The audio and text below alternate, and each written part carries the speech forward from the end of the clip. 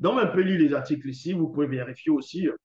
On vous apprend que la migration progressive des populations bantouophones d'Afrique centrale et orientale vers vers le sud s'opère. Donc, on vous apprend ici que les ethnies, donc on va dire les Zoulous et d'autres pays d'Afrique et d'autres tribus qu'on retrouve actuellement en Afrique du Sud, qui sont peuplées d'Afrique du Sud actuellement, sont tout simplement les descendants de ces migrants bantous venant du nord un peu partout. Et par rapport aux Pygmées, où est-ce qu'on met donc les Pygmées? Vous voyez, j'ai même du mal à entrer même dans l'introduction parce que l'enseignement que je vais donner va déstabiliser, va, comme j'ai dit au départ, transcender la conscience de beaucoup de personnes. Donc, accrochez-vous, accrochez-vous. Et est-ce que les Pygmées, on parle des Pygmées dans la Bible? Parce qu'on va parler de beaucoup de choses dans la Bible, mais est-ce qu'on fait allusion aux Pygmées dans la Bible? Est-ce que les soi-disant pasteurs, révérends, bishops, maréchaux, apôtres, diacres, prophétesses inspirés, quand ils viennent, on va dire, parler en disant que Jésus les a envoyés, qu'ils ont reçu l'Esprit pour annoncer l'Évangile, et aussi d'autres peuples qui vont venir un peu partout avec les fausses religions dites révélées et les faux bouquins, est-ce que ceux-là viennent apporter la parole aux Pygmées? Est-ce que dans leur livre, on parle des Pygmées dans les livres? Est-ce que Dieu aurait oublié que les Pygmées existent? Donc Dieu a oublié que les Pygmées existent. Il s'est juste occupé de ceux qu'on va appeler les Bantous, les Blancs, les sans-mêlés, d'autres peuples. Où sont donc les Pygmées? Qui sont réellement les Pygmées? Les Pygmées viennent d'où réellement?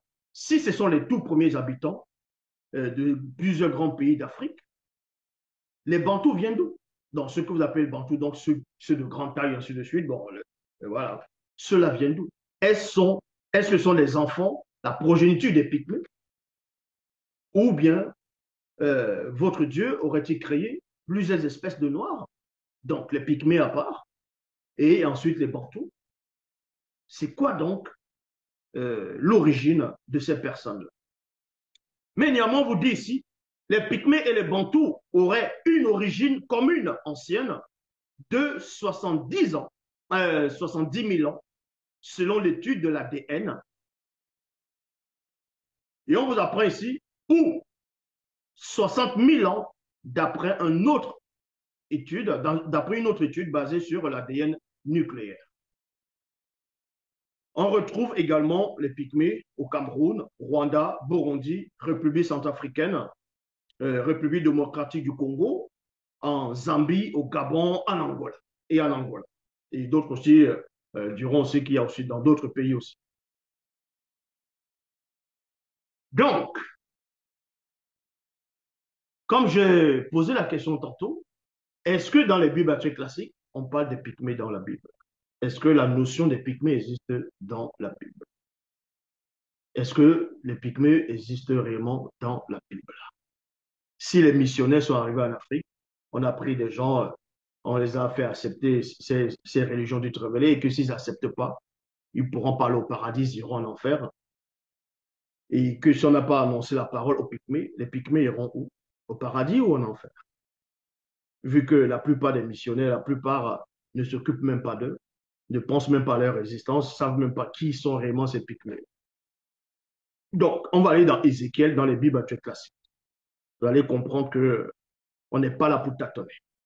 Ézéchiel, chapitre 26, au verset 11, dans l'une des versions de Sarcée. Je dis bien dans l'une des versions de Sarcée.